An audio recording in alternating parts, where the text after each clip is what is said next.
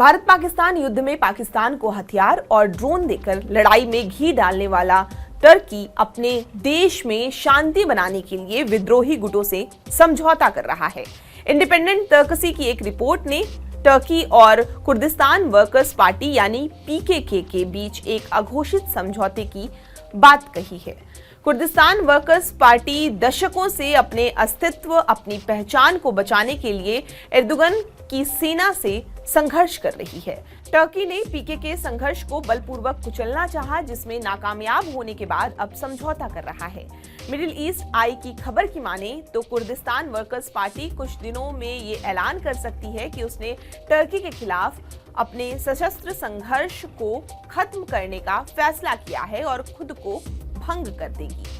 बताया जा रहा है कि यह फैसला पीकेके के जेल में बंद नेता अब्दुल्ला ओकलान की ओर से फरवरी में जारी किए गए एक बयान के बाद लिया गया है, जिसमें उन्होंने 40 साल से भी पहले अपने द्वारा स्थापित संगठन से हथियार डालने का आह्वान किया था।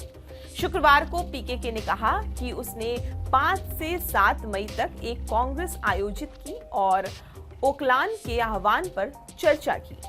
पिछले 40 सालों से पीकेके विद्रोहियों ने टर्की में कई धमाके किए और वो इराक, सीरिया से लगे क्षेत्र में टर्की सेना से आमने सामने की लड़ाई में भी शामिल रहे हैं। कुर्द एक जातीय समूह है जो पश्चिम एशिया के कुर्दिस्तान के पहाड़ी क्षेत्र में रहता है, जो दक्षिण पूर्वी तुर्की, उत्तर पश्चिमी ईरान, उत्तरी इराक और उत्तरी सीरिया में फैला हुआ है। वे दुनिया के सबसे बड़े राज्यविहीन राष्ट्र हैं, जिनकी संख्या 20 से 40 मिलियन के बीच है। कुर्दों की मांग रही है कि उनकी आबादी के हिसाब से दक्षिण पूर्वी तुर्की, उत्तरी इराक और उत्तरी सीरिया के हिस्सा मिलकर उनका एक अलग राष्ट्र बने, जिसकी वजह से उनका इन देशों की सरकारों से संघर्ष भी रहा है।